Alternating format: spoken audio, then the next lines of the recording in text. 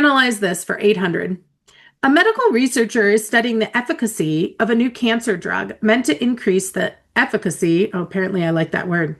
Meant to increase the efficacy of radiation. Half the participants, 650 cancer patients undergoing radiation, are given the drug.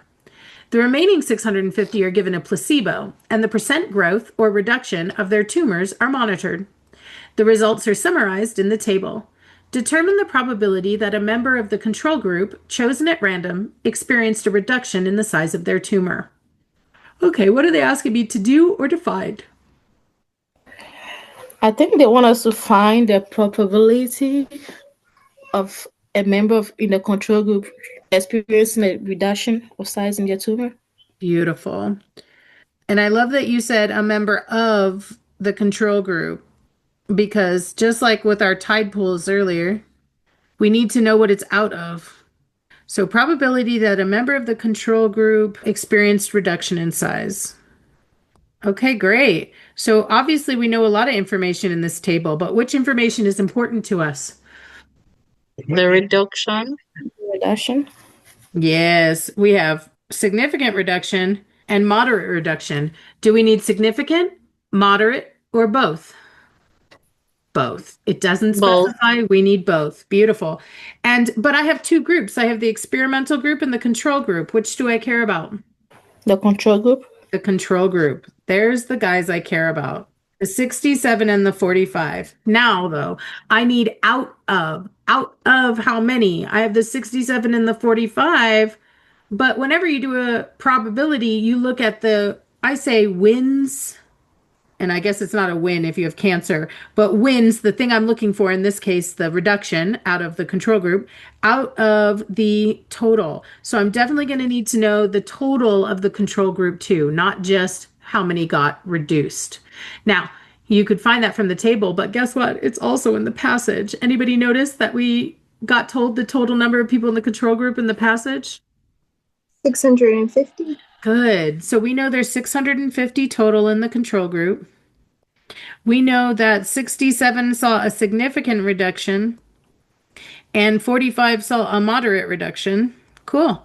So how many experienced a reduction? If 67 had a significant and 45 had a moderate, how many experienced a reduction? How might I figure that out? Any thoughts? Would you just add those two You would numbers just together? add them. Yeah, this group, and I want them to go stand together. We're adding. Nice. So let's do that. Let's add 67 and 45 so that we have everybody together who got a reduction in their tumor size. And that is 112. And that is out of the whole control group. So the whole control group was 650. So out of 650.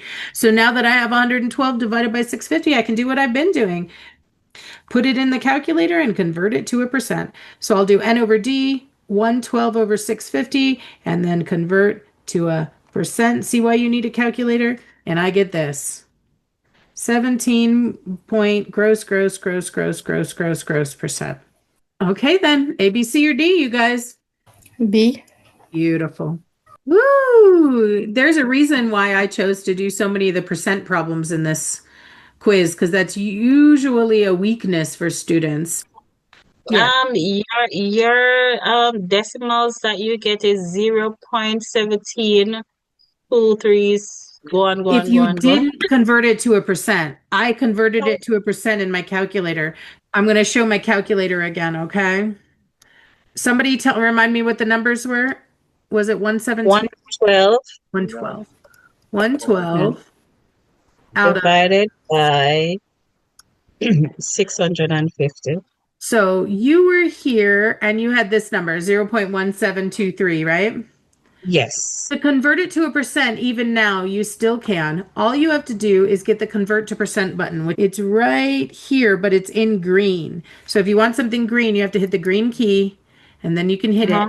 And it should show you a little arrow with the percent sign. And then you press enter, and boom, there it is as a percent.